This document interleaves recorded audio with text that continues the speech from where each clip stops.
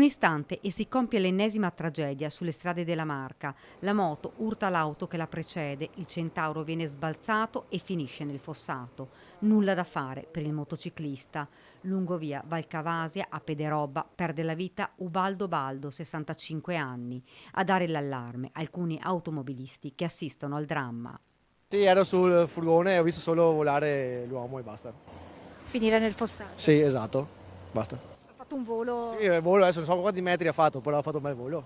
Sì, e c'era la macchina, la Panda qui era davanti. ferma in mezzo alla strada che doveva girare, dopo non so, non ho visto tutto quanto la dinamica. Davanti ai loro occhi lo strazio di un'altra vittima. Sul posto accorrono i familiari. Le urla della moglie. Arriva il sindaco Marco Turato che conosce il 65enne. Famiglia conosciuta in paese, stimata, apprezzata, umile e mi stringe il cuore vedere una vittima così sulla strada. Mi dispiace, un forte abbraccio a tutta la famiglia, soprattutto ai figli. L'amministrazione è vicina a loro in questo momento così tragico per loro. Stava rientrando dal lavoro.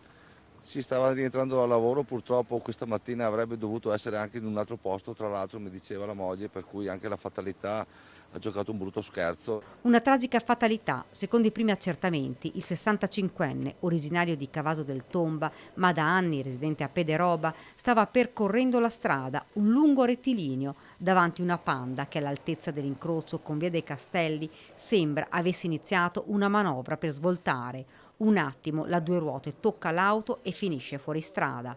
Per il 65enne nulla da fare, soccorso anche il conducente della vettura trasportato dal suo M118 in ospedale. Le sue condizioni non sarebbero gravi.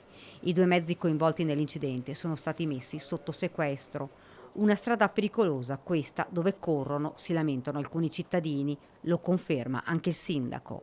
È una pista di decollo questa strada qua ed è pericoloso non solo in questo punto ma in tutto il percorso dell'SP26, sia per la velocità dei mezzi, per gli incroci e anche e soprattutto per gli animali selvatici che la attraversano di notte e che tante volte ha portato anche a tragedie simili. Gli automobilisti transitano, rallentano a lato, sul fossato la moto, poco distante, il corpo di Ubaldo Baldo. Gli occhi della gente si abbassano, un'altra vittima, un'altra famiglia piegata dal dolore, un'altra croce sulla strada.